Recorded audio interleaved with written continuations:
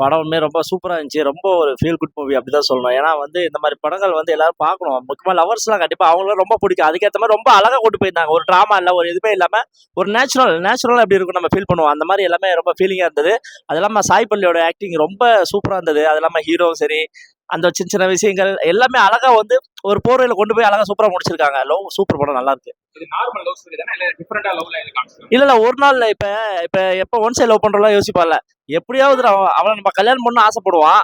Suppose life ஃபுல்லா கல்யாணம் பண்றானா இல்லையா, அட்லீஸ்ட் அந்த ஒரு நாளாவது லவ் பண்ணணும், கல்யாணம் பண்ண ஆசைப்படலாம். அந்த ஒரு மேட்டர் தான் வச்சு பண்ணியிருக்காங்க. ரொம்ப அழகா கொண்டு போயிருக்காங்க. எங்கேயுமே வந்து ஒரு முகம் சுளிக்கிற மாதிரியோ, ஒரு போர் அடிக்கிற மாதிரி எங்கேயுமே ஒரு அந்த மாதிரி ஒரு காட்சிகள் இல்ல. ரொம்ப அழகா ஒரு ஃபீல் நமக்கே ஒரு ஃபீல் ஆகுது இந்த மாதிரி பார்க்கும்போது.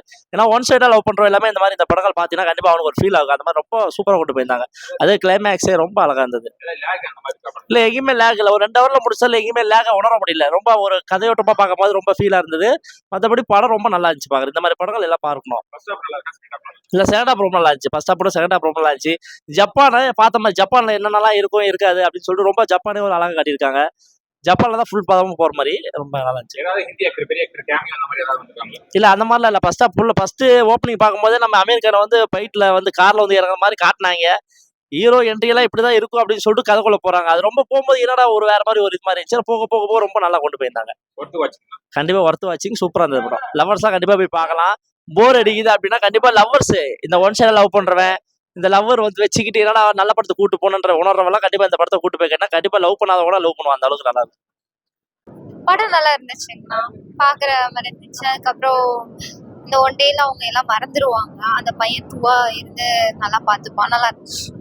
நார்மல் லவ் ஸ்டோரி தானே, இல்ல டிஃபரெண்டா இருக்கா காமிச்சிருக்காங்க? நார்மல் ஸ்டோரி தான். எப்படி நடிச்சிருக்காங்க? சூப்பரா நடிச்சிருக்காரு. சாய் பல்லவி.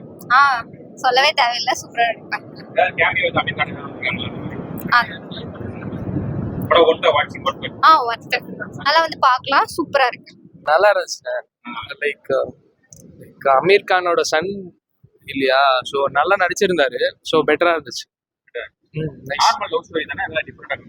லைக் கொஞ்சம் டிராமேட்டிக்கா இருந்துச்சு. நார்மலா இல்லாம லைக் கொஞ்சம் டிஃப்ரெண்டா. Like love work out in single day அந்த மாதிரி அதான் ஸ்டோரி லைன். நல்லா இருந்துச்சு.